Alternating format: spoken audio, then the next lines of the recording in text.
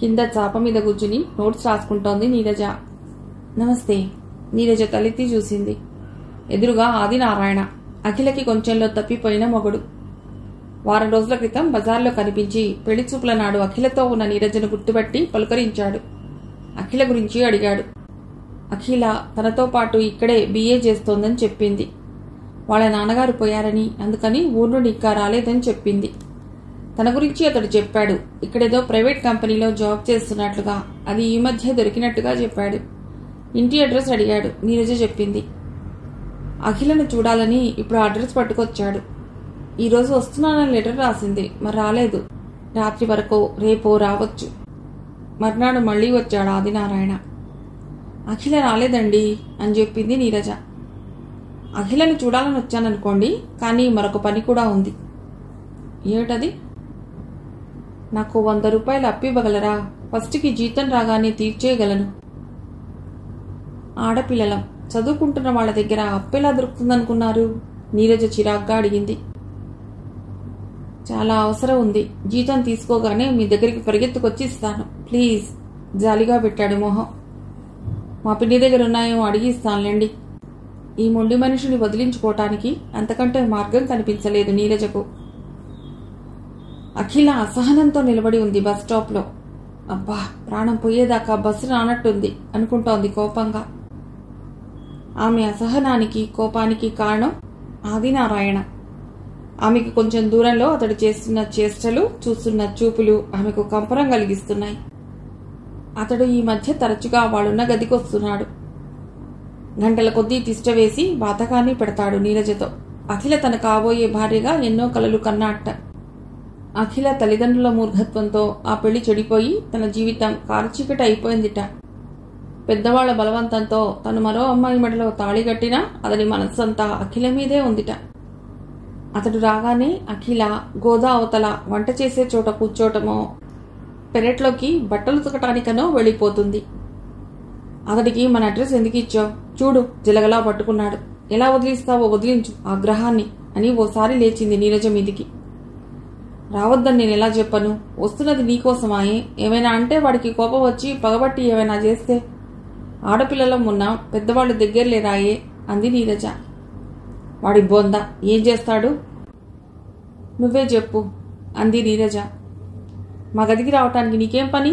ఇక ముందెప్పుడు ఇక్కడికి రావద్దు, వస్తే మర్యాదగా ఉండదు ఖండితంగా చెప్పేసింది. చెప్పినప్పటి నుండి ఇంటికి రావటం లేదు, కానీ బయట వెంటాడటం, ఈలలు వేయటం మొదలైంది. నీరజ చెప్పింది అక్షరాలా నిజమైంది. ఈరోజు నీరజ కూడా రాలేదు కాలేజీకి. జ్వరం రావటం వల్ల ఇంటి దగ్గరే ఉండిపోయింది. అఖిల సహనానికి పరీక్ష పెట్టి వచ్చింది బస్సు. అఖిల పరిగెత్తింది.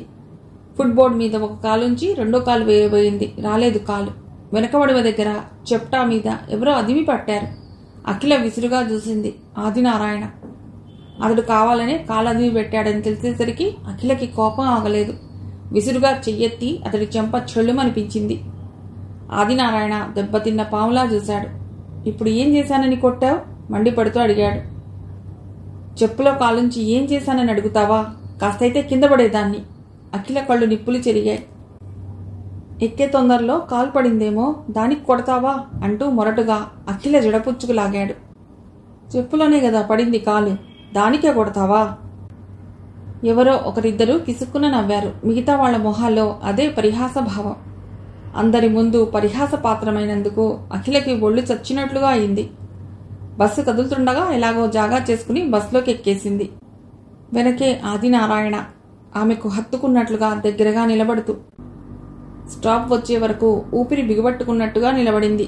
స్టాఫ్లో తనతో పాటు దిగుతాడేమోనని భయపడింది గాని దిగలేదు. అఖిల దిగగానే ఒక్క ఉదుటిన ఇంట్లోకి వచ్చి పడ్డట్టుగా పరిగెత్తుకొచ్చింది.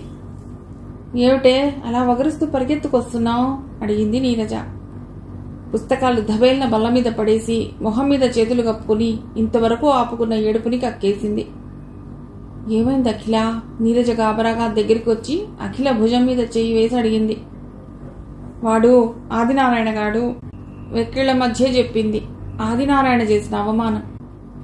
వాడు అంతమందిలో జడపట్టి లాగి చెప్పులోనే కదా కాలు పెట్టింది అన్నాడు. నా ప్రాణం చచ్చినట్టుగా అయింది. నాకిక చదువులు చట్టుబండలు వద్దు, మా ఊరికి వెళ్ళిపోతాను.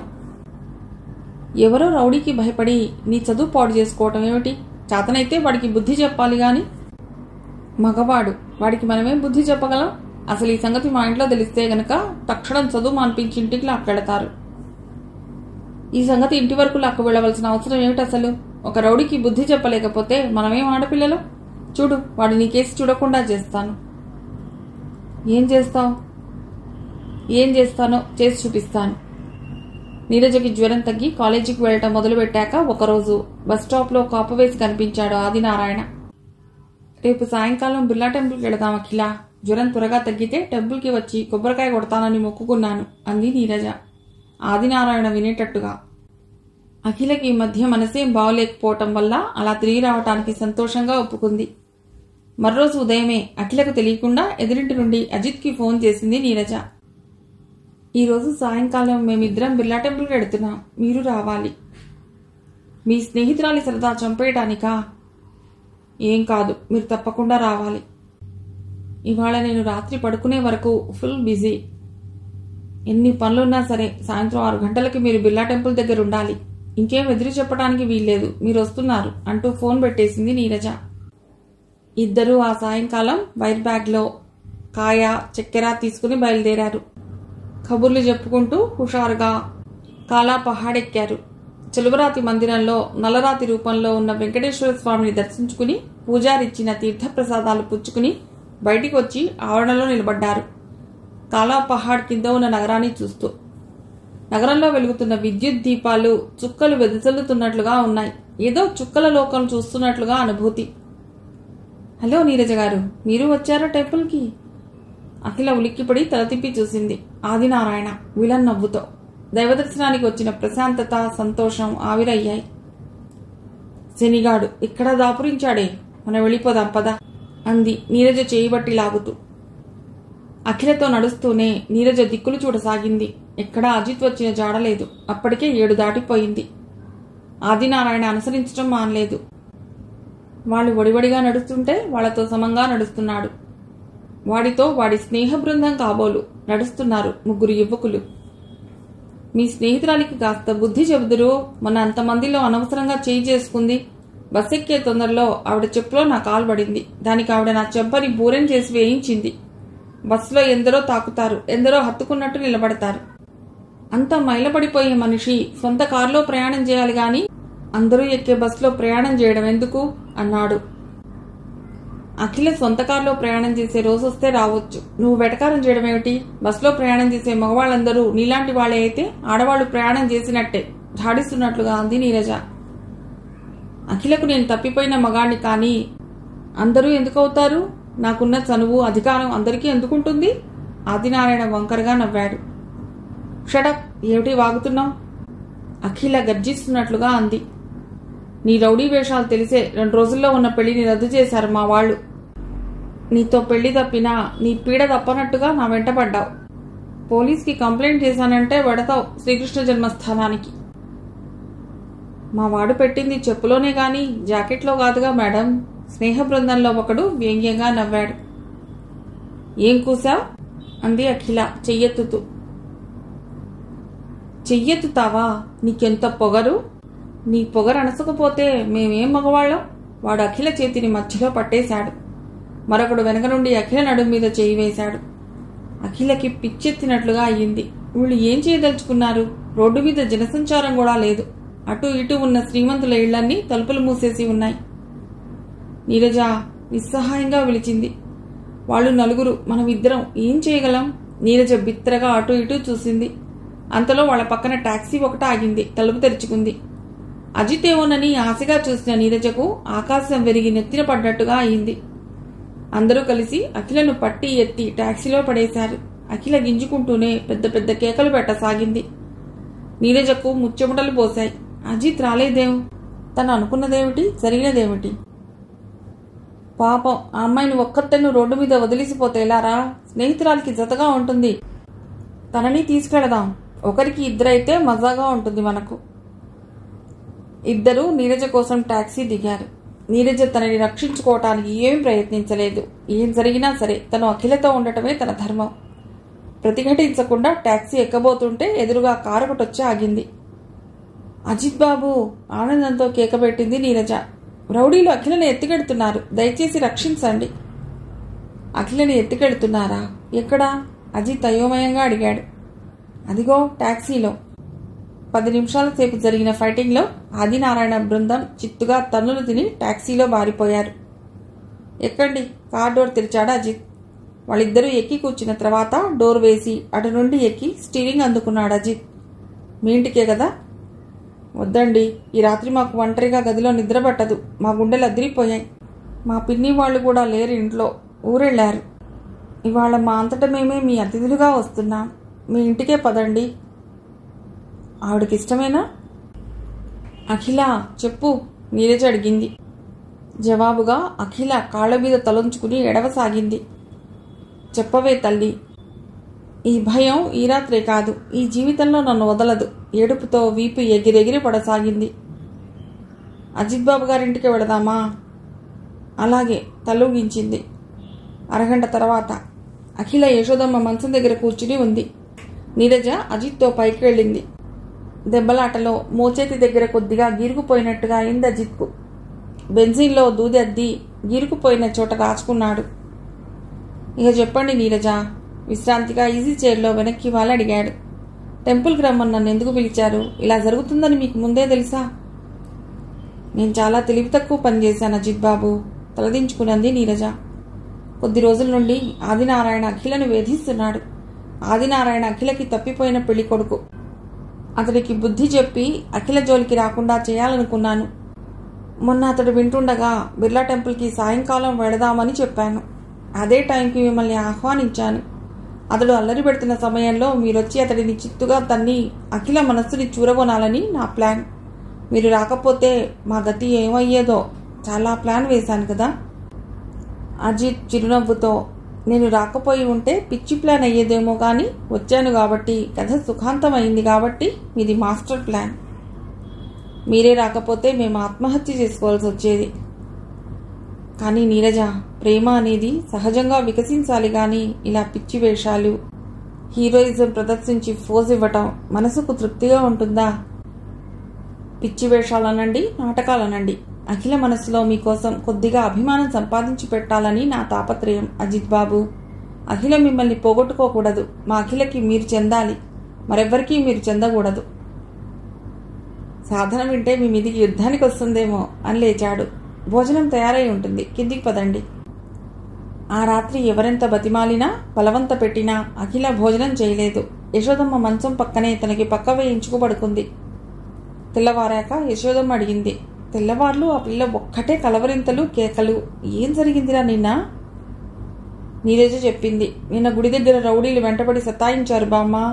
నిన్న అందుకనే మా ఇంటికి వెళ్ళలేదు. ఇంట్లో పిన్ని వాళ్ళు కూడా లేకపోవటం వల్ల రాత్రి ఒంటరిగా గదిలో ఉండలేమనిపించింది. నిన్న అజిత్ బాబు గుడి దగ్గర కనిపిస్తే ఆయనతో ఇక్కడికి వచ్చేసాం. ఆడపిల్లలు బయటికి వస్తే ఇవే తంటాలు. అందుకే మా చిన్నప్పుడు ఈ చదువులు ఇవి లేవు. చిన్నప్పుడే పెళ్లిళ్లు చేసి అత్తవారింటికి పంపిస్తే మాకు సంసారం దిద్దుకోవడమే గొప్ప చదువు అయ్యేది. అది మంచిదంటారా, ఇది మంచిదంటారా బామ్మగారు? అప్పట్లో అదే మంచిది, ఇప్పుడు ఇదే మంచిది. ఎందుకంటే మా చిన్నప్పుడు స్త్రీ స్వేచ్ఛ, వ్యక్తిత్వం, ఆత్మాభిమానం అన్న పదాలకి అర్థాలు తెలిసేది కాదు. భర్త కాస్త ఆదరంగా ప్రేమగా చూసుకుంటే చాలును అనుకునేవాళ్ళం. మాకు ప్రత్యేకంగా ఇష్టాలు, అభిరుచులు అని ఉండేవి కావు. భర్త వాటిని గౌరవిస్తున్నాడా, చిన్నబుచ్చుతున్నాడా అన్న ప్రసక్తే ఉండేది కాదు. కానీ ఇప్పటి సంగతి అలా కాదుగా. కాలం చాలా మారిపోయింది. ఆడవాళ్లు చాలా తెలివి మీరిపోయారు. మా జన్మలు మగవాళ్ల మీద ఆధారపడి గడిచిపోతే ఇప్పుడు మీరు మగవాళ్ళకి మేమేం తీసిపోమని పోటీ పడుతున్నారు. ఇది ఒక చైతన్యం అనుకుంటే, అది చదువుల వల్ల వచ్చిందనుకుంటే చదువుకోవడం తప్పేమీ కాదు కదా. ఒక ఇష్టం, ఒక కోరిక, ఒక ఆలోచన లేకుండా ఉండటం కూడా ఒక బతికేనా బామ్మగారు? విస్మయంగా అడిగింది నీరజ. కాదని ఈ కాలం పిల్లలు అంటారేమో గాని ఒక విధంగా మా జీవితాలే హాయిగా గడిచిపోయాయనిపిస్తుంది. డబ్బు సమస్య అయినా ఇంకే సమస్య అయినా మగాడే ఆలోచించేవాడు. పరిష్కారాలు ఆయనే వెతుక్కునేవాడు. తెచ్చిందేదో వండడం, పెట్టడం, ఇదే మా పని. ఇప్పుడు ఈ వండడం, పెట్టడం ఎంత చైతన్యవంతులైనా చదువుకున్న మీకు తప్పటం లేదుగా. పైగా మగవాడితో సమంగా డబ్బు కోసం తాపత్రయపట్టం. ఏ సమస్య వచ్చినా కష్టమంటే ఇప్పుడు అన్ని కష్టాలు మీవే అయ్యాయి. చదువుకున్నా, ఉద్యోగాలు చేసినా మాకంటే మీరు ఎక్కువ సుఖపట్టం లేదు. నిజమా?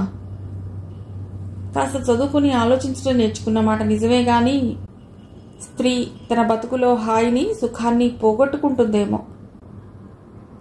స్వతంత్రం స్వతంత్రం అని గోలపెట్టడం తప్పితే ఆడది నిజంగా ఎంతవరకు స్వతంత్రురాలయ్యింది? ఈ సమాజంలో ఇంకా పురుషాధిపత్యమే చెలామణిలో ఉంది.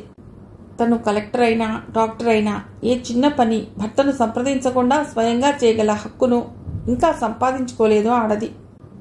సినిమాకు పోయినా షికారుకు పోయినా ఆఖరికి డ్యూటీకి పోతున్నా భర్తతో చెప్పాలి. కానీ భర్తకి ఇంకా అగత్యం ఏర్పడలేదు. సినిమాకు చెప్పిపోవాలని, షికార్లకి చెప్పిపోవాలని. భర్త తనకిష్టం లేని పని చేస్తే గద్దించే అధికారాన్ని ఆడది ఇంకా పొందలేదు.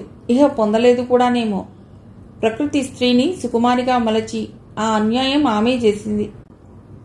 ఆడదాని శారీరక బలహీనత ఆధారం చేసుకునే ఆమె మీద అతడు ఆధిపత్యం సంపాదించినట్టుగా చరిత్ర చెప్తోంది. స్త్రీ చదువులు ఏవీ కూడా ఆ చరిత్రను మార్చలేకపోతున్నాయి. మొహం కడుక్కుని నీరజ టీ తాగింది. అఖిల పాలు తాగింది. అజిత్కి కృతజ్ఞతలు చెప్పి అఖిలతో బయలుదేరింది నీరజ.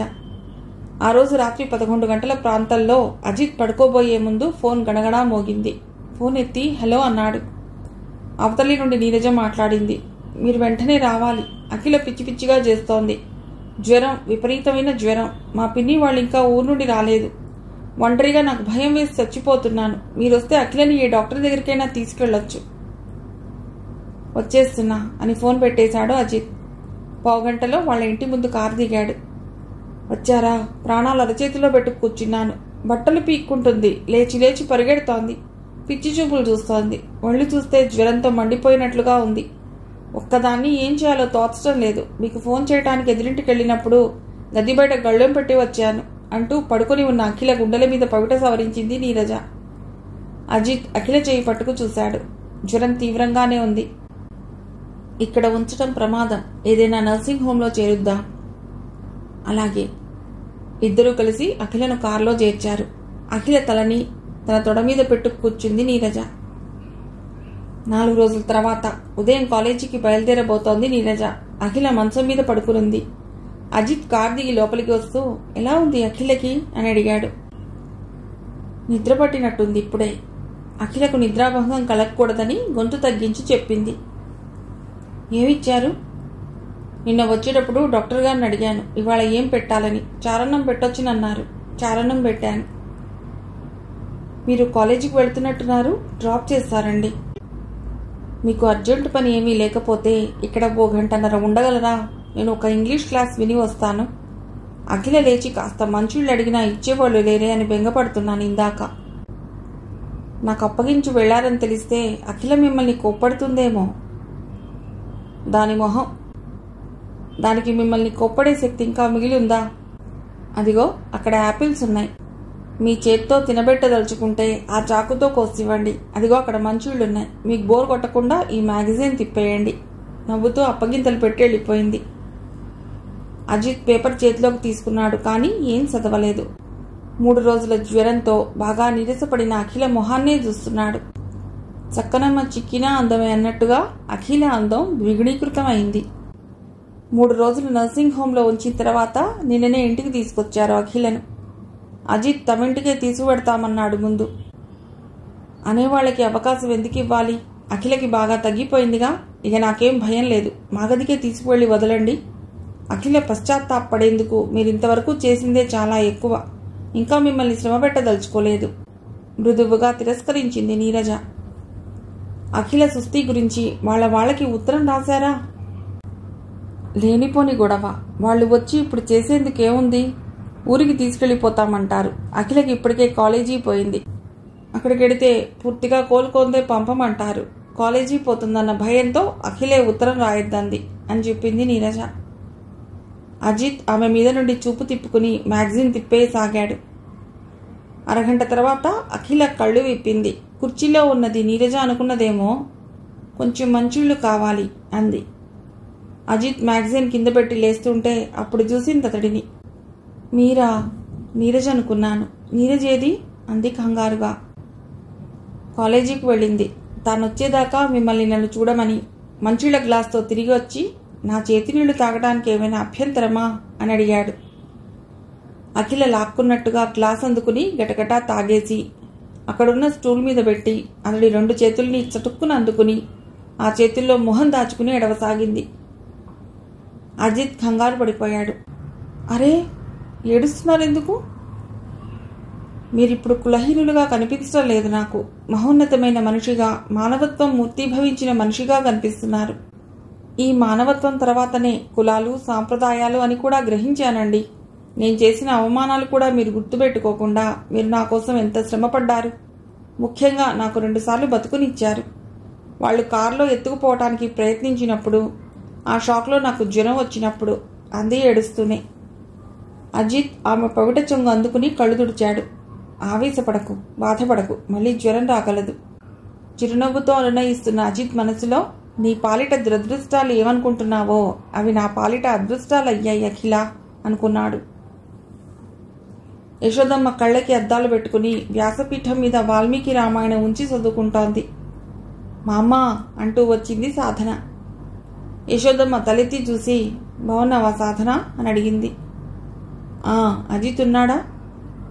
పైనున్నాడమ్మా. వస్తాను మా అమ్మ.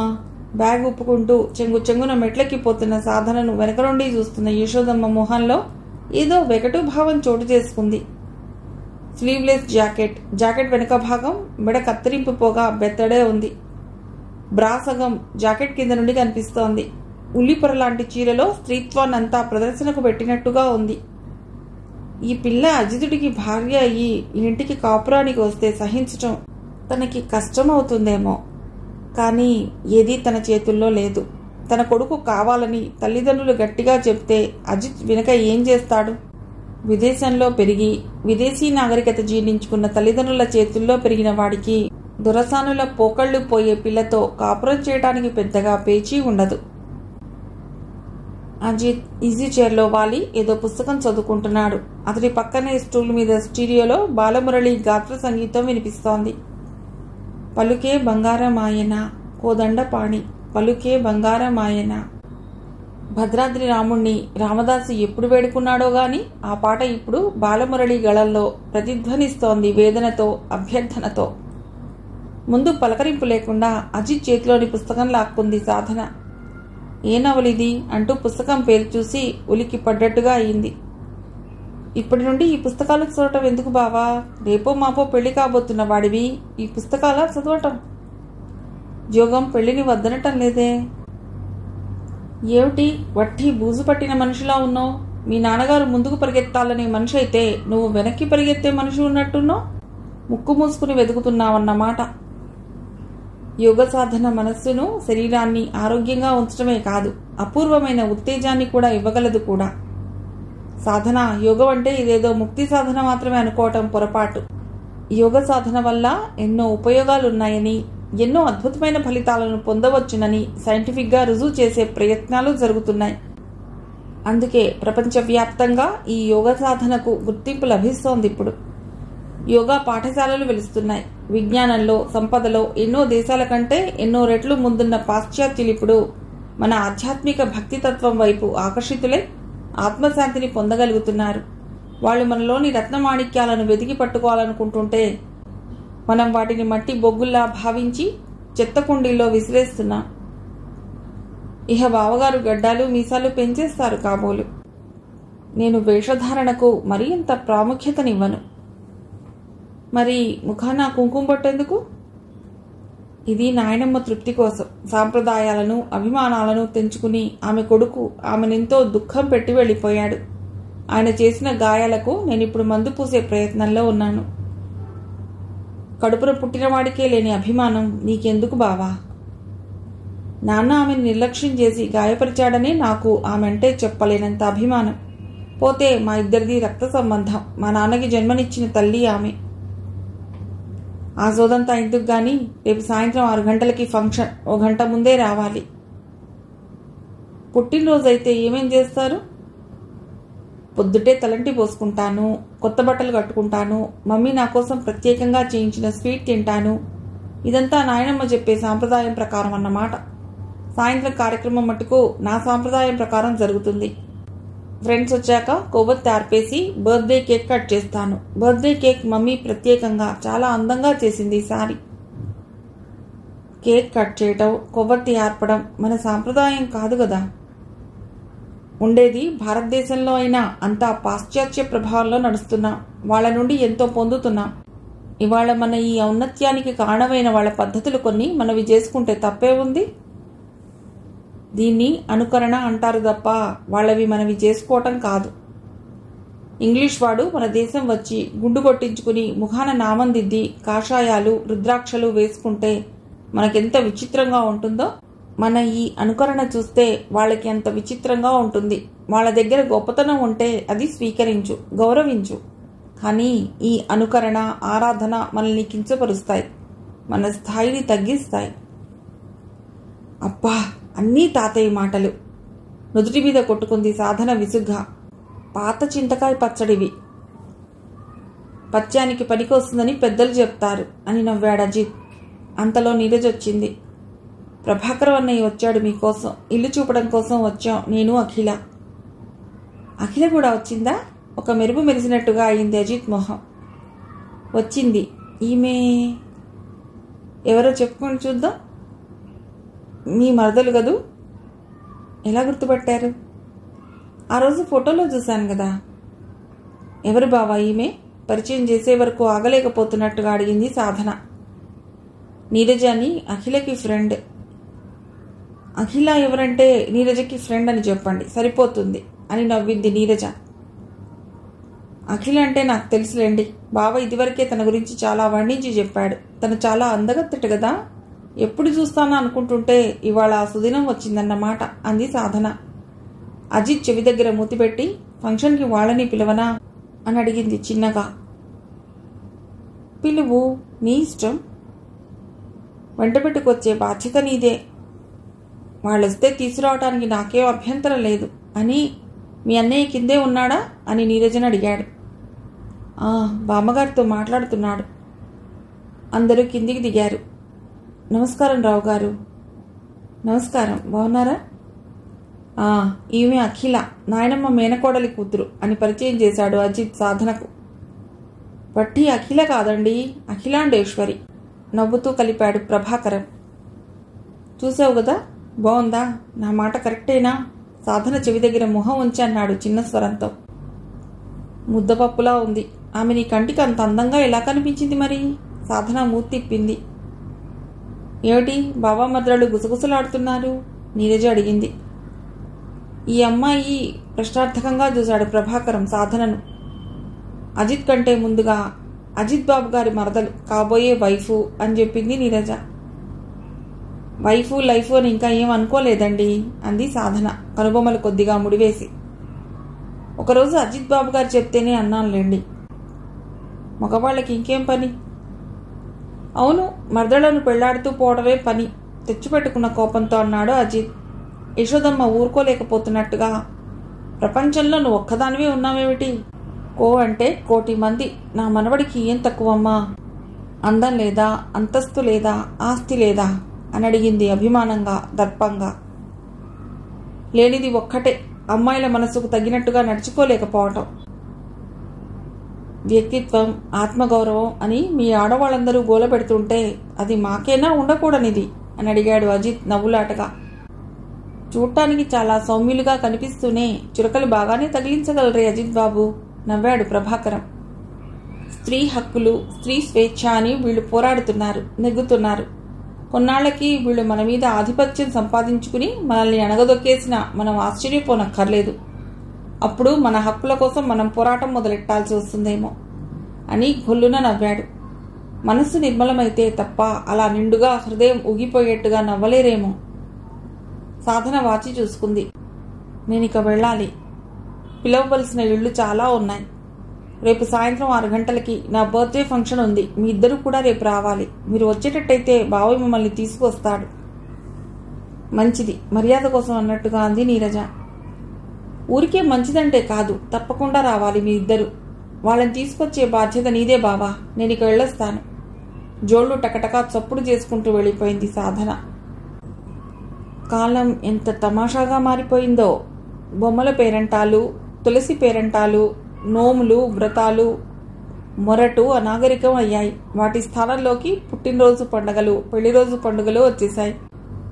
ఏమిటో సాంప్రదాయాలన్నీ కళ్ళ ముందే అడుగంటిపోతున్నాయి. యశోదమ్మ బాధగా అంది. మీ ఇంట్లో 25 ఏళ్ల కిందటే సాంప్రదాయాలకు మంగళం పాడేశాడు కదా మీ అబ్బాయి అన్నాడు ప్రభాకరం. నిజమే బాబు, 25 ఏళ్ల నాడే ఈ చిచ్చు మా ఇంట్లోనే రగిలింది నా కొడుకు వల్ల. ఇంగ్లీష్ వాళ్ళని చూసి ఇంగ్లీష్ వాళ్ళలా చేస్తే మనం ఇంగ్లీష్ వాళ్ళం ఏమైపోము. నక్క పులిలా కనిపించాలని వాతలు పెట్టుకున్నట్టుగా కనిపించడం తప్పితే. నీరజకి రేపు పెళ్లి చూపులు మా పిన్ని వాళ్ళ ఇంట్లోనే. పెళ్లి చూపులు చాలా నిరాడంబరంగా జరగాలన్నాడు పెళ్లి కొడుకు. పెళ్లి చూపుల పేరుతో అట్టహాసం ఏం చేయొద్దన్నాడు. మరి అలా రోడ్డు మీద చూపి జీవిత భాగస్వాములుగా నిర్ణయించడం ఏమిటి? మా పిన్ని వాళ్ళ ఇంట్లో పెళ్లి చూపులకు ఏర్పాటు చేస్తానన్నాను. టీ తప్ప ఇంకేం ఇవ్వమని చెప్పాను. పెళ్లి చూపులు ఒక్కటైనా నిరాడంబరం, పెళ్లి కూడానా అడిగాడు అజిత్. ఆ అబ్బాయి కట్న కానుకలు తీసుకోవటానికి విరుద్ధమట. పిల్ల నచ్చి పెద్దల దాకా వెళితే వాళ్ళు ఏమంటారో మరి. కట్నం ఏమీ ఇవ్వలేదు కదా అని కానుకలు లాంఛనాలు అంటూ దండిగానే గుంచుతారులే నాయనా. ఊరికే వస్తుంటే ఎవరూ పోనివ్వరు. ఇంతకీ అబ్బాయి ఏం చేస్తున్నాడు? యశోదమ్మ అడిగింది. ఇక్కడే రెడ్డీస్ కాలేజీలో లెక్చరర్గా పనిచేస్తున్నాడు. కట్నం లేదని కానుకల రూపంలో గుంజాలనుకున్నా, పెళ్లి భారీగా చేయమన్నా, నీరజ కోసం మేము కేటాయించిన 50,000 నుండే ఏం ఖర్చు పెట్టినా అంతకు మించి వెళ్ళటానికి మాకు తాహతు లేదు. ఎందుకంటే నాకు 4 కూతుళ్ళు, నా తమ్ముడికి 3 కూతుళ్ళు. మరో 2 ఏళ్లు పోతే నా కూతురికి పెళ్లి చేయవలసిందే. నీరజ చదువుతుంది కానీ అది 10th ఫెయిల్ అయి ఇంట్లోనే కూర్చుంది. వాళ్ళ పెళ్లిళ్ల గురించి కూడా ఆలోచించాలి కదా. పిల్ల అందంగా ఉన్నా, చదువుకున్నా ఈ కట్నం బాధ తప్పటం లేదంటే మనం ముందుకెడుతున్నామా వెనక్కు పెడుతున్నామా అనిపిస్తోంది అన్నాడు అజిత్. మీ పెద్దవాళ్లు కొంచెం కులం, వంశగౌరవం, సాంప్రదాయం అని మర్చిపోగలిగితే మేము మీకు కట్నం బాధ తప్పించేవాళ్ళం. ఎవరో నచ్చిన వాడిని పెళ్లి చేసుకుని 2 పూలదండలతో పెళ్లి చేసుకుని సింపుల్ కాపురం పెట్టేసేవాళ్ళం. ఈ వరకట్న సమస్య అస్సలు ఉండేది కాదు అంది నీరజ. కట్నం బాధ ఒకటి పెద్దవాళ్ళకి తప్పిస్తారేమో గాని మీరు ఎంత ప్రమాదంలో పడిపోతారో ఆలోచించావా? ఈ మగవాళ్లలో నమ్మించి మోసగించే వాళ్ళెంతమంది లేరు అంది యశోదమ్మ. ప్రేమించడం మొదలుపెట్టినప్పుడే అవతలి మనిషి మంచివాడో కాదో తెలుసుకోలేమా? ప్రేమే గుడ్డిది, ఇంకేం కనిపిస్తుంది అన్నాడు ప్రభాకరం. రేపు మధ్యాహ్నం 3 గంటలకి మీరు మా పిన్ని వాళ్ళ ఇంటికి రావాలి అజిత్ బాబు. పిల్ల తరపున నాకు తోడుగా, మీరు కూడా పెద్ద తోడుగా రండి యశోదత్త. నేను అజిత్ రావటానికి బదులు ఇక్కడే అమ్మాయిని పెళ్లి చూపులకు ఏర్పాటు చేయరాదు? ఈ ఇంట శుభకార్యం జరక్క ఎన్ని రోజులైపోయిందో. మంచి మనసుతో నువ్విచ్చే ఈ అవకాశాన్ని నేను కాదనలేనత్తా. అలాగే జరగని. అబ్బాయిని ఇక్కడికే తీసుకొస్తాను. నీరజ, అఖిల రేపు మధ్యాహ్నానికి ఇక్కడికి వచ్చి ఉంటారు. కార్యక్రమం ఫిక్స్ చేసుకుని చెల్లెలితో అఖిలతో వెళ్ళిపోయాడు ప్రభాకరం. మర్నాడు పొద్దుటే సాధన ఫోన్ చేసింది అజిత్కు. సాయంత్రం ఫంక్షన్కు అఖిలను ఆమె ఫ్రెండ్ను తీసుకురావాలి చూడు. వాళ్ళు వస్తారో లేదో అదంతా నాకు తెలీదు. వాళ్ళని తీసుకురావాలంతే. వాళ్ళు రావాలని నీకంత పట్టుదల దేనికి? అఖిల అనే ఆ వింత మనిషిని మా ఫ్రెండ్స్కి చూపిద్దామని. అఖిల అందాన్ని నేను మెచ్చుకున్నానని కదూ నీకు ఈర్ష్య? ఆ ఈర్ష్య నీ చేతి ఇలా మాట్లాడిస్తోంది. లేకపోతే అఖిల వింత మనిషా? వింతగా ఎందులో కనిపించింది? 3వ కనుందా, 3వ కాలుందా? అజిత్ ఏమో సీరియస్గా అడిగాడు. అబ్బా, ఎంత కోపం వచ్చిందో అయ్యగారికి. ఉట్టిగా అమ్మాయి అందాన్ని మెచ్చుకోవటమేనా, ఇంకేమైనా ఉందా అని బాణం వేశాను. ఏదో ఉంది గనకే తగిలింది. అందాన్ని అందంగా మెచ్చుకునే కళాహృదయం ఉంది. అంతకు మించి పిచ్చి పిచ్చి అర్థాలని తీయకు. ఇది ఫోన్ అయిపోయింది, లేకపోతే చెంప వాచిపోయేది. బావగారు బట్టి సాధు జంతువు అనుకున్నాను. ఇన్నాళ్లకు మగ మహారాజు అని పెంచుకున్నావు అంది కొంటెగా సాధన. సంతోషించాం. ఫోన్ పెట్టు. అజిత్ విసురుగా ఫోన్ పెట్టేశాడు. అరగంట వేస్ట్ అయింది నాయనమ్మ. పంచకట్టు ఎంతకీ కుదరటం లేదు. ఈ గోచి ఇలాగేనా దోపటం? గోచికి గుడ్డ ఇంకొంచెం తీయాలరా. ఇలా రా, కుచ్చిళ్ళు పోసి నేను దోపుతాను. ఇవాళ పంచం మీద పోయిందేమిట్రా మనస్సు? మనవణ్ణి మురిపెంగా చూస్తూ అడిగింది యశోదమ్మ. నీరజకి పెళ్లి చూపులు కదా, మనం పెళ్లి వాళ్ళం కదా, పెద్ద మనిషి తరహాగా బాగుంటుందని. అబ్బా, కుచ్చిళ్ళు నా చేతికివ్వు. నాయనమ్మ, నువ్వు వేళ్ళు గుచ్చుతుంటే చక్కిరిగిలవుతోంది. అయిపోయిందిరా, కింద సరిచేస్తానుండు. ప్యాంట్లో కంటే పంచలోనే చాలా బాగున్నావురా. మనవడిని ఆపాదమస్తకం కళ్ళింతో చేసుకుని చూసి దిష్టి కొట్టేట్టున్నావురా అంది. రాత్రికి మిరపకాయలతో దిష్టి తిద్దుగానిలే నాయనమ్మ. ప్రభాకరం గారు వస్తామన్నారు. ఇద్దరం కలిసి వెళ్ళి అబ్బాయిని తీసుకొద్దామని ఇంకా రాలేదేమిటో. రండి రండి, మీకు నిండా 100 వయస్సు మాటల్లోనే వచ్చేశారు.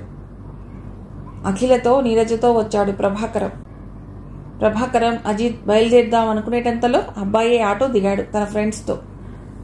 మీరే వచ్చేసారా? తీసుకురావటానికి మేమే వద్దామని బయలుదేరుతున్నా. నాకు అలాంటి మర్యాదలేం నచ్చవు. అడ్రస్ ఇచ్చారు కదా ఫోన్లో, వచ్చేశాను అన్నాడు అబ్బాయి శ్యామ్ సుందర్. ఇంట్లోకి సాదరంగా పిలుచుకొచ్చి హాల్లో కూర్చోజేశాడు అజిత్. 10 నిమిషాల సేపు ఆ మాట ఈ మాట అయింది. ట్రేలో స్వీట్ ప్లేట్లు పెట్టుకుని వచ్చింది నీరజ. ప్రభాకర్ అందుకుని స్టూల్ మీద ఉంచాడు. ఈమె నా చెల్లెలు నీరజ. ప్రభాకరం పరిచయం చేశాడు. కూర్చోండి అన్నాడు శ్యామ్ సుందర్.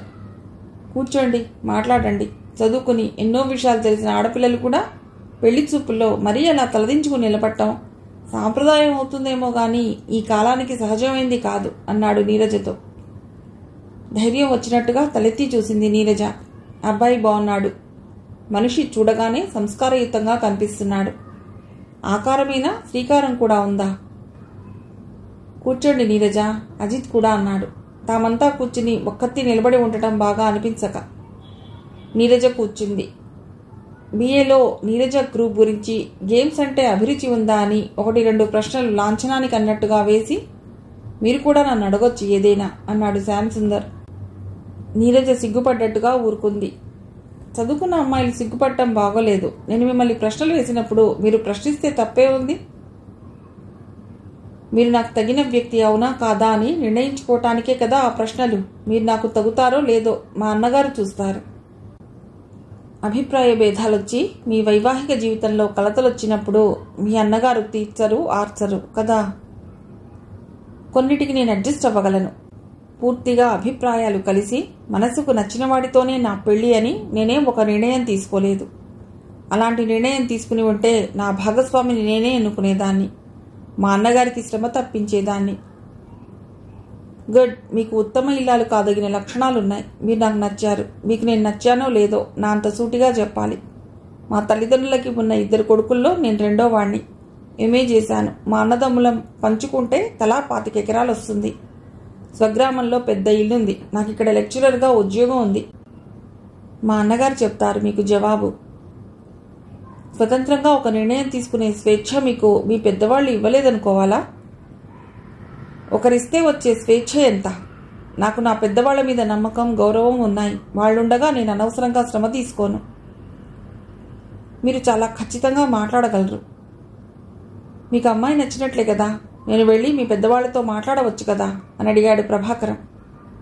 మీరొక్కరూ వెళ్ళొద్దు, నేను కూడా వస్తా. మీరొక్కరే వెళితే కట్నం గిట్నం అని బేరాలు ఆడతారు. కనీసం లాంఛనాలకు కూడా నేను ఒప్పుకోను. నాకు కావాల్సింది పిల్ల, అంతకు మించింది కోరను. ఆమె వెంట పూచిక పుల్ల రావటానికి కూడా నేను ఒప్పుకోను. కాస్తో కూస్తో ఇవ్వగలిగిన స్థితిలో ఉన్నవాళ్ళం. ఏం లేకుండా వట్టి చేతులతో ఎలా పంపించగలం ఆడపిల్లను? కట్నం తీసుకుంటే మమ్మల్ని కట్న పిశాచాల్లా అభివర్ణించే మీరే ఏం లేకుండా ఎలా పంపించమంటున్నారే? మీకంత డబ్బు ఎక్కువైతే ఏ పేదింటి ఆడపిల్లకో ఆ డబ్బు పెట్టి పెళ్లి చేసేయండి. రేపొద్దున నా చెల్లెలే అడుగుతుందేమో నాకేమిచ్చి పంపేవన్నయ్యా అని. బిచ్చగాడికి ఇచ్చి పంపలేదు కదా. కట్నం అడిగితే ఒక కష్టం, కట్నం అడక్కపోతే ఒక కష్టం అన్నమాట. మీ ఆదర్శాన్ని అభినందిస్తున్నాను. మీలాంటి యువకులుంటే ఆడపిల్లలకి నీ సమస్యలుండవు. అజిత్ అభినందనగా అన్నాడు, ట్రేలో టీ కప్పులు తెచ్చి అందిస్తూ. ప్రభాకరం వెళ్ళి పెద్దవాళ్లతో మాట్లాడటానికి డేట్స్ ఫిక్స్ చేసుకున్న తర్వాత పెళ్లికొడుకు వెళ్ళిపోయాడు. సాయంత్రం ఫంక్షన్కి వస్తున్నారా? అజిత్ అడిగాడు. ఏదో ఆవిడ మర్యాద కోసం పిలిచింది. కొత్త వాళ్ల మధ్యకు మేమెలా వస్తాం అంది నీరజ. నేనుంటాను కదా, పాతవాడిని. మా అమ్మమ్మకి మిమ్మల్ని పరిచయం చేస్తాను. సాధన పొద్దుటే ఫోన్లో జ్ఞాపకం చేసింది మిమ్మల్ని తప్పకుండా తీసుకురావాలని. నేను రాను బాబోయ్, కొత్త వాళ్ళని చూస్తే నాకు ముందే సిగ్గు అంది అఖిల. ఎప్పుడు నీ ఇష్టమేనా? ఒకరిష్టాన్ని ఎప్పుడు పట్టించుకోవా? కొంచెం గాయపడ్డట్టుగా అడిగాడు అజిత్. నా మీద మీకు ఏమైనా గౌరవం ఉంటే మీరు ఈ ఫంక్షన్కి రావాలి. మీకోసం అంటే ఇక మాకు ఎదురు చెప్పటానికి ఏమీ ఉండదు అంది నీరజ. అబ్బా, ఏం అవతారం ఎత్తావు బావా. నెత్తిన ఒక కిరీటం పెట్టి ముఖాన నామం అద్దితే నారాయణమూర్తి దశావతారాల్లో ఒక అవతారం ఎత్తినట్టుగా అవుతావు. కిరీటానికి నెమలి పింఛం పెడుతూ ఎంచక్కా ఇవాళ ఫంక్షన్కి వచ్చిన ఆడపిల్లలతో రాసకేళి సలుపుతాను. నోర్ముయ్, వాళ్ళు వింటే నన్ను చంపేస్తారు. ఉన్న మరదలతో సరసాలాడటం చేత కాదు గాని ఆడపిల్లలతో రాసకేళి సలుపుతాట. మహా గొప్ప మగాడు దిగొచ్చాడు. ఏటే ఆ మాటలు మగపిల్లవాడిని పట్టుకుని బొత్తిగా మంచి మర్యాద లేకుండా పోతోంది. ఏం పెంపకాలో. స్వరాజ్య లక్ష్మమ్మ కోప్పడింది మనవరాల్ని. మాటలు, భంగిమలు, వేషం, భాష అంతా అత్యంత ఆధునికంగా అనిపిస్తున్న ఆ ఇంట్లో ఎవరితో మాట్లాడలేనట్టుగా స్వరాజ్య లక్ష్మమ్మను అంటిపెట్టుకుని ఉండిపోయారు నీరజ, అఖిల. మీ అత్త నీలాగే ఉంటుందా అని అడిగింది స్వరాజ్య లక్ష్మమ్మ అఖిలను. నాలాగే ఉంటుంది. అయితే అందరూ చెప్పినట్టుగా అందగత్తే అన్నమాట. కానీ ఎవరి మాట వినని మొండిపట్టుదల మనిషి ఆమె ఒక్కతే కాదు, మీ అల్లుడు కూడానట్టుగా అని అడిగింది నీరజ. ఎన్ని అవలక్షణాలున్నా మగవాడికి సాగుతుందే తల్లి. మా త్రిపుర ఆంటీ కూడా బాగానే సాగించుకుంది. ఎవరేమన్నా లెక్క చేయకుండా తన జీవితం తనదేనని చెప్పిన ధైర్యస్తురాలామె. ఇహ కిమ్మనలేదు ముసలామె. సాధన చాలాసేపు రుసరుసలాడుతూనే ఉంది బావగారి వేషధారణ మీద. డ్రెస్లో ట్రిమ్గా వస్తే ఏం పోయిందో. మా బావని పరిచయం చేయటానికి సిగ్గుగా ఉంది. పల్లెటూరి బయటిలా పంచగట్టుకొచ్చాడు ఎక్కడో అని. రూఫ్ గార్డెన్లో ఫంక్షన్కి ఏర్పాట్లు పూర్తయ్యాయి. 6:30కి స్నేహితులు హ్యాపీ బర్త్డే టు యూ అని చెప్తుంటే కొవ్వొత్తి ఆర్పి బర్త్డే కేక్ని కట్ చేసింది సాధన. స్టీరియో నుండి వస్తున్న డిస్కో సాంగ్లకు అనుగుణంగా కొందరు నడుములూపుతున్నారు. ఈలలు, పాటలు, కూని రాగాలు, జోక్స్. ఏటో అంతా గోలగోలగా కాకుల అడవిలా ఉంది. అఖిల, నీరజ బెదిరిపోయినట్లుగా చూస్తున్నారు. కాసేపు మీరంతా నిశ్శబ్దంగా ఉండగలిగితే మీరు చక్కటి సంగీతం వినగలుగుతారు అన్నాడు అజిత్. నిమిషంలో నిశ్శబ్దం అలుముకుంది. అందరి మొహంలో కుతూహలం కొట్టొచ్చినట్టుగా కనిపించసాగింది. పాడేది ఎవరా అని. కమోన్ అఖిల, సంగీతం అంటే ఏమిటో వీళ్ళకి వినిపించు. అజిత్ సనువుగా అఖిల భుజం తట్టాడు. నేనా? నువ్వే. నా మీద నీకు ఏ కాస్త గౌరవం ఉన్నా నువ్వు పాడాలి. నోట్లో పాటుండగా చెమటలు పట్టేస్తాయి నాకు. అప్పుడే నోట్లో తడారిపోతున్నట్టుగా ఉంది అఖిలకు. నీకంటే ఇక్కడ పాడేవాళ్ళు ఎవరూ లేరు. ఆ సంగతి నువ్వు గుర్తించుకుంటే నువ్వు బ్రహ్మాండంగా పాడేయగలవు. క్విక్. ఏం పాడాలి? నీరజ వైపు తిరిగి ఏడుపు మొహం పెట్టేసింది అఖిల. సంగీత జ్ఞానం భక్తి వినా పాడు. ఈ మధ్య పరీక్షల గొడవలో పడి ఏ పాట ప్రాక్టీస్ చేయలేదు. ఎలా పాడతానో. పాడకపోతే ఈయన బాధపడేట్టున్నాడు. ఎలా చచ్చేది? అఖిలకు కన్నీళ్ళొచ్చేట్లున్నాయి. ధైర్యం తెచ్చుకో, అలా గాబరా పడకు. స్నేహితురాలి భుజం తట్టింది నీరజ. గొంతు సవరించుకుని పాడటం మొదలెట్టింది అఖిల. మొదట గొంతు భయం వల్ల వణికినా తర్వాత దారిలో పడింది. సుశిక్షితమైన, సుశ్రావ్యమైన గళం నుండి వెలువడుతున్న శాస్త్రీయ సంగీతం ఎంత అలవాటు పడిన వాళ్ళనైనా అలరించకుండా ఉండలేదు. పాటే కాదు, మనిషి కూడా చాలా బాగుంది కదా. ఇంకొంచెం ఫ్యాషన్ చేస్తే ఈమె అందానికి ఎవ్వరూ సాటి రాలన్నట్టుగా తయారవుతుంది. ఇంతకీ సాధనకి ఏమవుతుందిట అమ్మాయి? వాళ్ళ ఆంటీకి ఏదో చుట్టపు వరుసట. సాధనని వాళ్ళ బావకిచ్చి చేస్తారని విన్నాను. నేను కూడా విన్నాను. ఆ సంగతి ఏమిటో ఇప్పుడు తేల్చేద్దాం.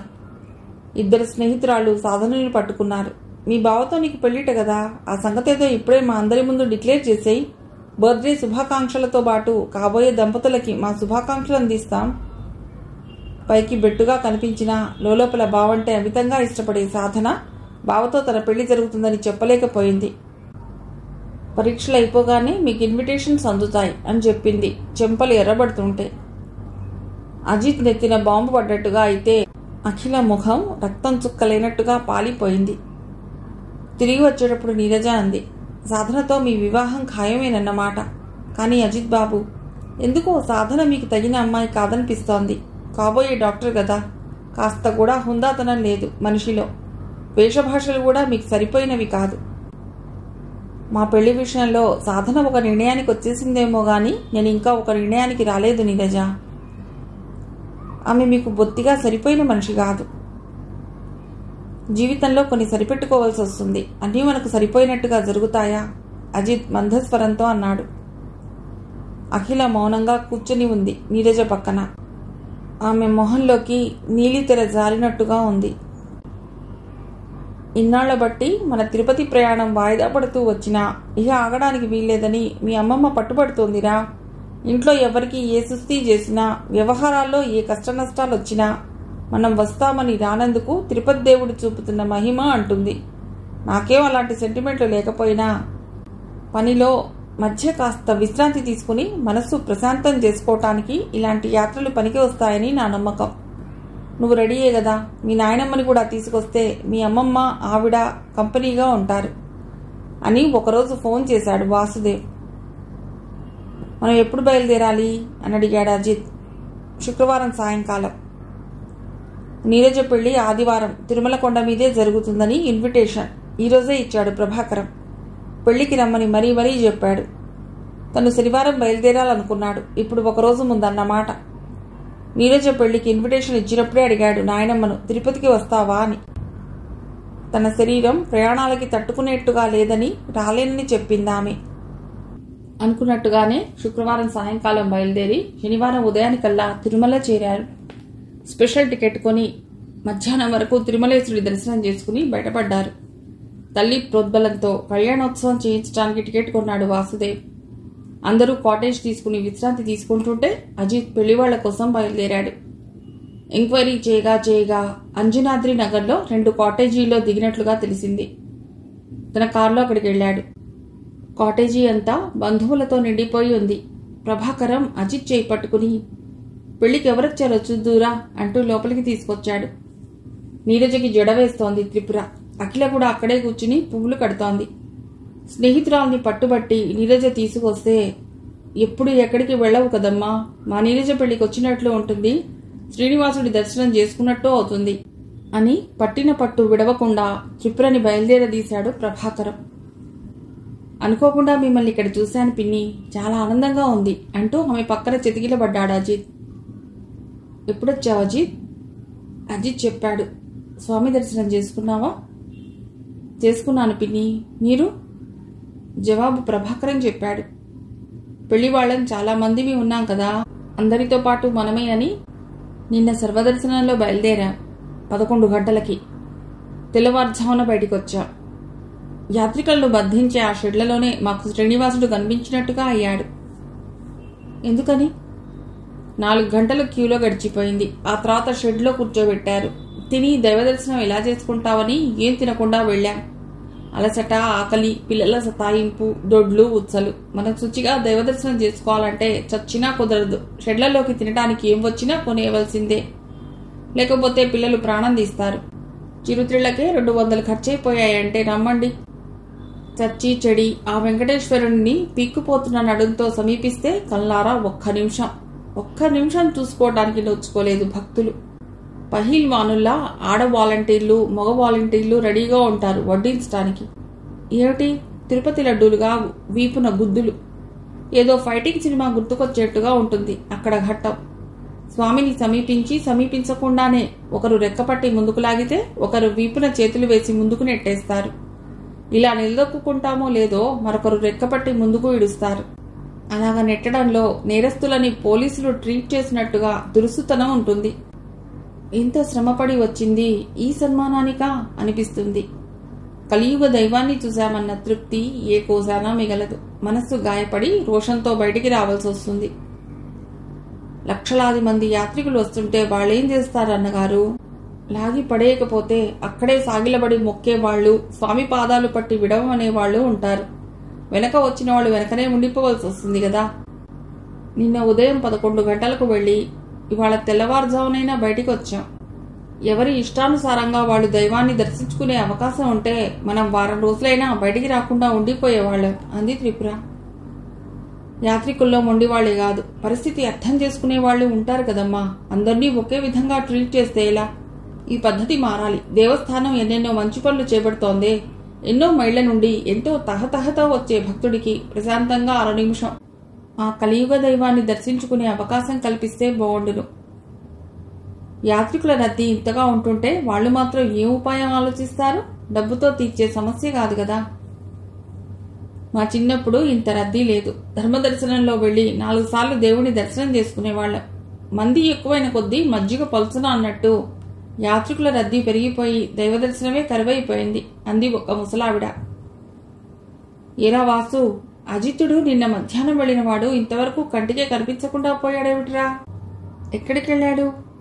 స్వామి కళ్యాణోత్సవానికి కూడా రాకపోయినే అని వాపోయింది స్వరాజ్యలక్ష్మమ్మ.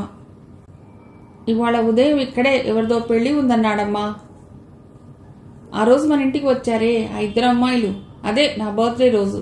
అందులో ఒక అమ్మాయిదన్నమాట పెళ్లి. నాకు వెడ్డింగ్ కార్డు పంపింది కూడా, వివరించింది సాధన.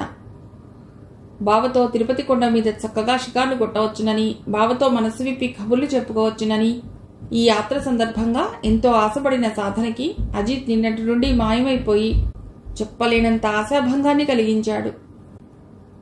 ఊళ్ళో ఉన్నప్పుడు సినిమాకు పిలిచినా, షికార్కు పిలిచినా పని పని అనేవాడు. కనీసం ఇలా వచ్చినప్పుడైనా సరదాగా గడపాలనుకోకూడదా? సాధన బావ మీద చిరాకు పడిపోసాగింది. మధ్యాహ్నం 3 గంటలవుతుంటే తాంబూల చర్మణంతో పెదవులంతా ఎర్ర చేసుకుని వచ్చాడు అజిత్, ఉత్సాహం మొహమంతా నింపుకుని. ఏరా, నిన్ననగా వెళ్లి ఇవాళ రావటం? సురాజ్యలక్ష్మమ్మ అడిగింది. పెళ్లికి వెళ్ళానమ్మమ్మా. పెళ్లి బాగా జరిగిందా? బాగా జరిగిందమ్మమ్మా. పాపనాశనానికి వెడుతున్నా, వస్తావా? మేనమామ అడిగాడు. మగపెళ్లి వాళ్లకు మర్యాదలు చేసి చేసి అలసిపోయాను. నువ్వేం చుట్టానివా పక్కానివా? నువ్వెందుకు చేశావురా? విడ్డూరంగా అడిగింది అమ్మమ్మ. సాయం చేయటానికి చుట్టమే కావాలేమిటి? మన పెళ్లిళ్ళు ఎలా ఉంటాయో ఇప్పుడే చూడటం నేను. మగపెళ్లి వాళ్ల డిమాండ్లు చాలా తమాషాగా ఉన్నాయి. అమ్మమ్మ, ఒక ఆయనకి ఉప్మా పడదుట, ఒక ఆయనకి చపాతీలే కావాలట, ఒక ఆయనకి జంతికలు కజ్జికాయలు పెడితే చేతికి చెంబిచ్చి పెట్టండి అన్నట్ట. మగపెళ్లి వాళ్ళంటే కోరికలు కోరటానికే, దర్జా ఒలకబోయటానికే దిగివచ్చిన దేవతల్లా ప్రవర్తించారు.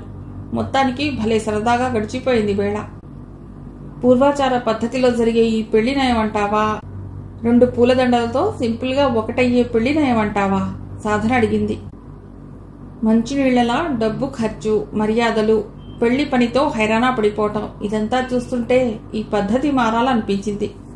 కానీ మన సంస్కృతి సాంప్రదాయాలు ప్రతిబింబించేది ఇలాంటప్పుడే కదా అనిపిస్తుంది.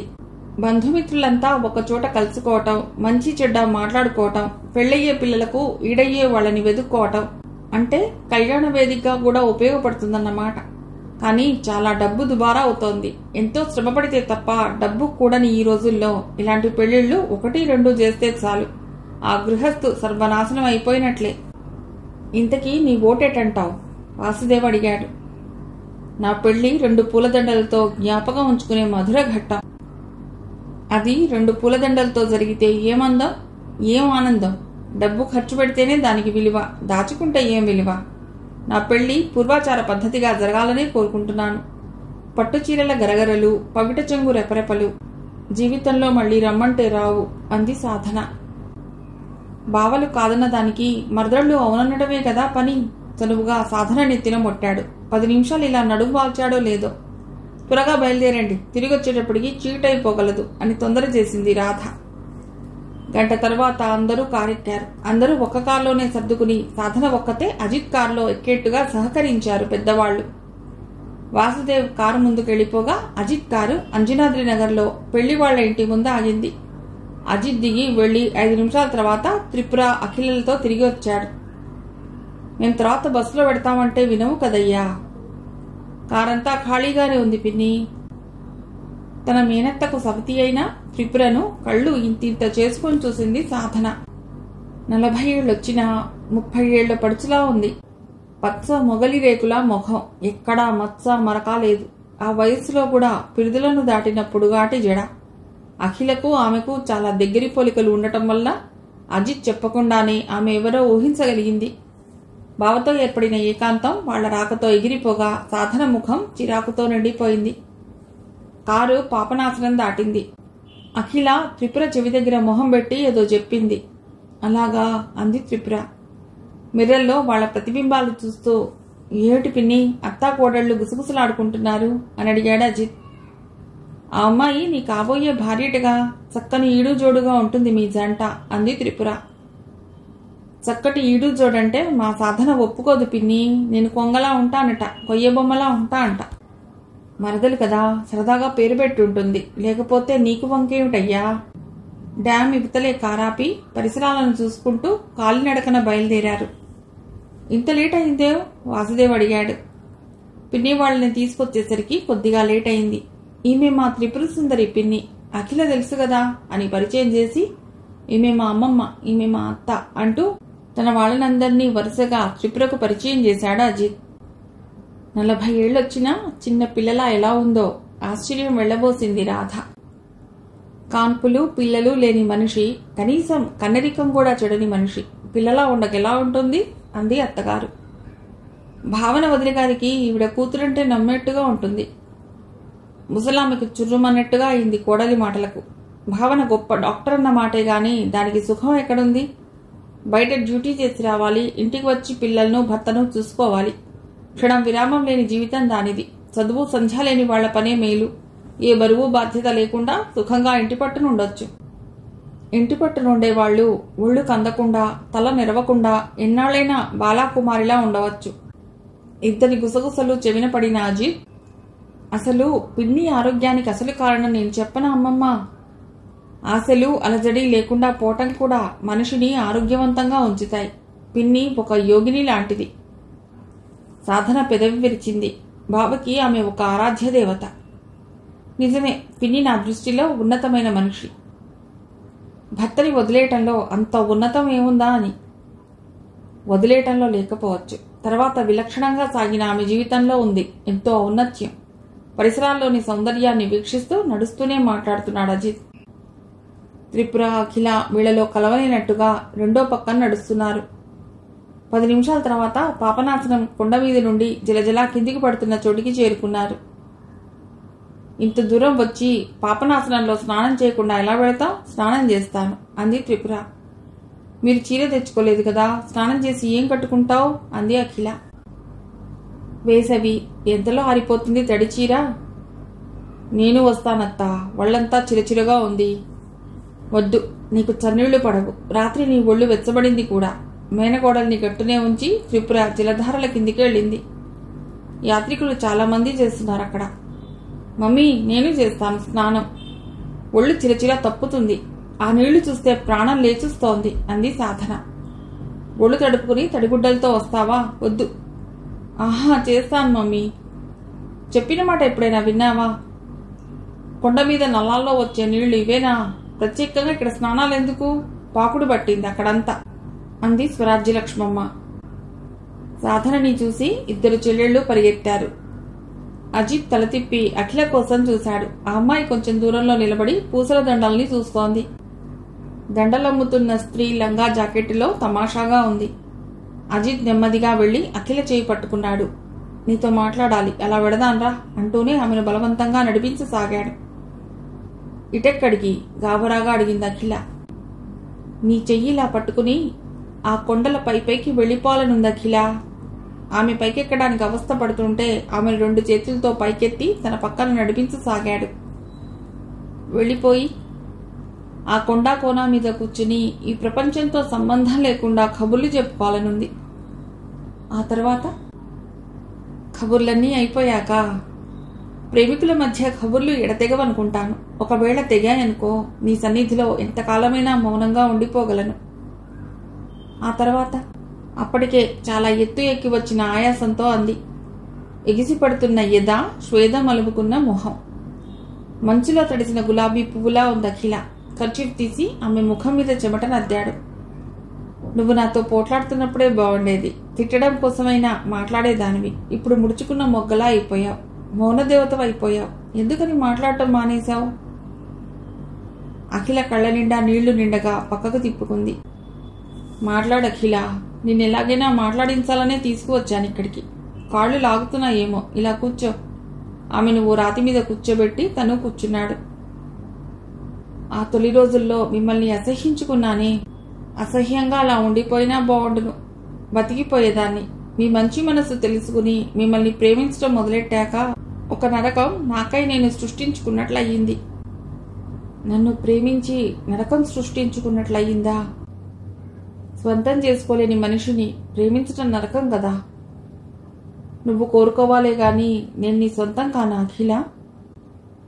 సాధనకు వాగ్దత్తమై నా వారెలా అవుతారు? వాళ్ళ ఆలోచనలు అలా ఉన్నాయి. నేను సాధనని చేసుకుంటానని వాళ్ళకి మాట ఇవ్వలేదు, అలా ప్రవర్తించనూ లేదు. వాళ్ళ మాటని ఖండించవలసిన బాధ్యత మీకు లేదా? సాధన నోటి నుండి ఆ మాట ఆమె బర్త్డే రోజే విన్నాను. అప్పుడే ఆ మాటని ఖండించి ఆమెను అంతమందిలో అవమానానికి గురి చేయటం ఎందుకని ఊరుకున్నాను. మీ దారి క్లియర్ చేసుకుంటారేమో గాని నా దారి క్లియర్గా లేదా అజిత్ బాబు. తల మీద నీడ చెడిన మా అమ్మ, ఇంకా చేతికి రాని తమ్ముళ్ళు చెల్లెళ్ళు ఉన్నారు. నన్ను మీకు ఇవ్వటానికి చచ్చినా ఒప్పుకోదు మా అమ్మ. ఆమెని కాదని నేనేమీ చేయలేను. ఆమె ఒప్పుకుంటే? మన మధ్య అడ్డు లేదు, కానీ ఆమె ఒప్పుకోదు. కాస్త ధైర్యం చేయలేవు? ధైర్యం చేస్తాను, మిమ్మల్ని పెళ్లాడతాను. ఆ వార్త తెలిసిన మరుక్షణం మా అమ్మ బావిలో పడి చస్తుంది. ఆమెకు ఇలాంటివంటే చాలా పట్టింపు. మాది పండిత వంశం. పండిత వంశం అని ఎప్పుడూ సగర్భంగా చెప్పుకుంటూ ఉంటుంది. నాన్న లేనే లేడు. ఉన్న అమ్మని కూడా వాళ్లకు కరువు చేసి నేను మీతో సుఖపడగలనా? వద్దు వద్దు, అలా ఏం చేయొద్దు. మీ అమ్మని ఒప్పించడానికి ప్రయత్నిద్దాం. అది ఈ జన్మలో జరగని పని కాబట్టి నా మనసుకి నరకం. మర్చిపోలేను, చేదుకోలేను. అఖిల దుఃఖ వివశగా అతడి ఒడిలో తలదూర్చింది. అజిత్ ఆమె తల మీద చెయ్యుంచి నిమిరాడు. బాధపడకు, నీ మౌనం వెనక ఇంత బాధని దాచుకున్నావని ఊహించలేదు. ఏదైనా ఉపాయం ఆలోచిద్దాం. ఉపాయం ఒక్కటేనండి, నేను చచ్చిపోవటం. మళ్ళీ నువ్వు ఆ మాట అన్నావంటే నా మీదొట్టు. మీరు లేని జీవితం ఊహించుకోవటానికే హృదయం విలవిల్లాడుతోంది. ఈ వేసవిలో అమ్మ నాకు తప్పకుండా పెళ్లి ప్రయత్నాలు చేస్తుంది. అప్పుడు నాకు చావొక్కటే శరణ్యం. అప్పుడు నువ్వు ఒక్కదానివే వెళ్ళొద్దు. ఒక్క మాట ముందుగా నాతో అన్నావంటే నేను నీతో వచ్చేస్తాను. మనం వెళ్ళిపోవటం ఎలా? స్లీపింగ్ పిల్సా, ఉరిపెట్టుకోవటమా, నిప్పండించుకోవడమా? ఇలా కొండల పైకి వెళ్ళి దూకేద్దాం. అఖిల తడి కళ్లతోనే నవ్వింది. నవ్వుతున్నావెందుకు? నాకు కథ జ్ఞాపకం వచ్చింది. ఏం కథ? ఒక అమ్మాయి ఒక అబ్బాయి గాఢంగా ప్రేమించుకుంటారు. అమ్మాయి బ్రాహ్మణ యువతి, అబ్బాయి అవ్వకులస్తుడు. అమ్మాయి తండ్రి పేద బ్రాహ్మడు, అబ్బాయి తండ్రి ఆగర్భ శ్రీమంతుడు. కులము ధనము వాళ్ల పెళ్లికి అడ్డవుతాయి. వివాహం కాదన్న నిరాశతో ఒకరోజు మనలాగే కలిసి ఆత్మహత్య చేసుకోవటానికి నిశ్చయించుకుని ఒకరోజు అబ్బాయి వాళ్ల మేడ మీద నుండి చెయ్యి పట్టుకుని దూకేశారు. రోడ్డు మీదికి సరిగ్గా ఆ సమయంలో కింద పచ్చిగడ్డి తీసుకెడుతున్న లారీ వెళ్తూ ఉంటుంది. లారీ మీద పడతారు. అబ్బాయికి చిన్న చిన్న గాయాలవుతాయి. ఖరీదైన నర్సింగ్ హోం నుండి త్వరగా డిశ్చార్జ్ అవుతాడు. అమ్మాయికి ముందరి పళ్ళు ఊడిపోయి ఒక కాలు కూడా పోగొట్టుకుని మొహమంతా గాయాల మచ్చలతో ప్రభుత్వాసుపత్రి నుండి బయటపడుతుంది. కొద్ది నెలల తర్వాత. ఆ తర్వాత కథ ఎలా నడుస్తుందో మీరు ఊహించి చెప్పండి. వికృతంగా మారిన అమ్మాయి మొహం అబ్బాయి చూడలేదు. అమ్మాయి కర్మకు అమ్మాయిని వదిలేసి అబ్బాయి వేరే అమ్మాయిని గొప్ప కట్నంతో పెళ్లి చేసుకుంటాడు. అరే, ఎలా చెప్పగలిగారు? చదివారా ఆ కథని? నువ్వు ఆపిన చోటు నుండి ఆ కథ అలాగే నడవాలి. అంతకంటే మరో విధంగా నడవటానికి వీల్లేదు. అయితే ప్రేమకు విలువే లేదన్నమాట. అతడు పవిత్ర ప్రేమికుడైతే ఆ అమ్మాయి బాహ్య సౌందర్యానికి విలువివ్వడు కదా. ఏ కారణం చేతనైనా ఆ అమ్మాయిలా నేనైతే మీరు కూడా ఆ విధవలాగే చూసే ఆ కథ రాసిన రచయిత్రి మగవాడిని తడితాకని తామరాకుతో పోల్చింది. కోపంగా అంది అఖిల. నాది పవిత్ర ప్రేమ కిందికి వస్తుందో రాదో నీకేదైనా యాక్సిడెంట్ అయితే గాని చెప్పడానికి రాదు. ఇప్పుడు మాత్రం నీకోసం నేను ప్రాణమైనా ఇవ్వగలననుకుంటున్నాను. ఇక్కడున్నారా? ఉన్నట్టుండి మాయమైపోయారే. మీకోసం ఎంత వెతికాను. మీ వాళ్ళు కూడా మీకోసం వెతుకుతున్నారు. అజిత్, అదేమిటి? కళ్ళు తడిగా. మా కథ విషాదాంతం కాబోతుందనుకుంటే కళ్ళలోకి నీళ్లు వచ్చేస్తున్నాయి అన్నాడు అజిత్. విషాదాంతం అంటే? అలా ఆ కొండలపైకి వెళ్ళి ఇద్దరం చేయి పట్టుకుని కిందకి దూకేద్దాం అనుకుంటున్నాం. ఛా, అవే మాటలు. మరేం చేయాలి పిన్ని? ఒకరంటే ఒకరికి ప్రేమ, పెళ్లికి నోచుకోనప్పుడు ఏం చేయాలి? అది ప్రేమించడం మొదలుపెట్టినప్పుడే ఆలోచించవలసిన విషయం. పెళ్లి ఎంత మాత్రం సంభవం కాని పిల్లని ఎందుకు ప్రేమించావు? ఆ పిల్లని ఎందుకు ప్రేమలోకి లాగావు? ప్రేమించుకునేవాళ్లు ఆ సంగతి ముందుగానే ఆలోచిస్తారా పిన్ని? అజిత్ పక్కున నవ్వాడు. చెప్పు పిన్ని, ఎప్పుడో ఒకసారి మేము అలా వెళ్ళిపోవటానికి నిశ్చయించుకున్నాం. వెళ్ళిపోమంటావా, లేకపోతే నువ్వు మాకేదైనా సహాయం చేయగలవా? నా వల్ల కాని పని అజిత్. వదినకి కులం పట్టింపు ఎక్కువ, ఆచారం ఎక్కువ. నచ్చజెప్పలేవా? నాలో ఉన్నది బ్రాహ్మణ రక్తమే కదా. చాలామంది బ్రాహ్మణుల కంటే విలక్షణమైన జీవితం నాది. నేను చాలా నిస్సహాయురాలను అజిత్, కానీ నా వంతుగా ప్రయత్నిస్తాను. పదండి, మీకోసం మీవాళ్లు కూడా వెతుకుతున్నారు. ఉన్నట్టుండి తమ మధ్య నుండి మాయమైపోయి చెట్ల మధ్య నుండి జంటగా తిరిగి వస్తున్న అఖిల, అజిత్లను విడ్డూరంగా చూశారు మేనమామ వాళ్ళు. సాధన కళ్లలో భగ్గున మంటలాంటిదేదో లేచింది. విషయం అంతా పూర్తిగా రాబట్టుకునేందుకు త్రిపుర చెప్పేదంతా శాంతంగా వింది మహాలక్ష్మి. తర్వాత తిట్టడం మొదలెట్టింది. అక్కడే దాని చెంపలు వాయించి దానికి బుద్ధి చెప్పడానికి బదులు ఆ సంగతి నా వరకు తెచ్చి వాళ్ళిద్దరికీ పెళ్లి చేసి ఆశీర్వదించమని చెప్తావా? ఆ మాట చెప్పడానికి నీకు నోరెలా వచ్చింది? కులంలో వరుడు కరువైనట్టు ఆ సంకరజాతి వాడికి పిల్లనిమ్మని చెప్తున్నావా? అవ్వా, వాడికి ఎన్ని మంచి గుణాలుంటేనే పుట్టుకే సక్రమం కాకపోయాక వాడు పిల్లను వల్లో వేసుకోవడానికే కాబోలు. ఆయనకి గుండెల్లో నొప్పొచ్చినప్పుడు కారులో తీసుకెళ్లి అదంతా చేసింది. ఇప్పుడు నాకంతా అర్థమవుతోంది వాడి ప్లాన్. ఈసారి వాడింటికి రాని చీపురు తిరిగేసి మరీ చెప్తాను వాడికి బుద్ధి. ఆడబిడ్డకు మరో మాట మాట్లాడే అవకాశం ఇవ్వలేదామె. ఈ సంఘటన జరిగిన మర్రోజే ఆవిడ కొడుకుని పుట్టింటికి పంపి అన్నగారిని అర్జెంటుగా పిలవనంపి సంగతి వివరించి పిల్లకు సంబంధం చూసి వెంటనే పెళ్లి చేసే బాధ్యత ఆయన మీద పెట్టేసింది. మిగిలిన కథ తర్వాతి భాగంలో.